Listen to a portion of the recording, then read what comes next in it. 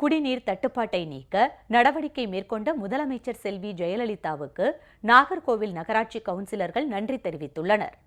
கன்னியாகுமரி மாவட்டம் நாகர்கோவில் நகராட்சி பகுதிக்கு குடிநீர் ஆதாரமாக முக்கூடல் அணை திகழ்கிறது.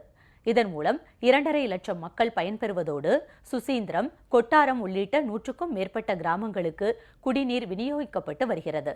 கோடை காலத்தில் குடிநீர் தட்டுப்பாட்டை போக்க முதலமைச்சர் செல்வி ஜெயலலிதாவின் முன்னெச்சரிக்கை நடவடிக்கையால் அணையில் போதிய அளவு தண்ணீர் உள்ளது.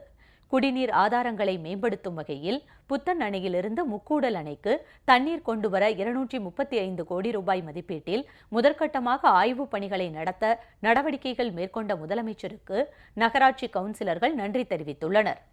முந்தைய திமுக ஆட்சியில் உலக்கை அருவி திட்டத்தில் நகராட்சிக்கு 25 லட்சம் ரூபாய் இழப்பை ஏற்படுத்தியதற்கு மு.க. ஸ்டாலினுக்கு கண்டனமும் தெரிவிக்கப்பட்டுள்ளது.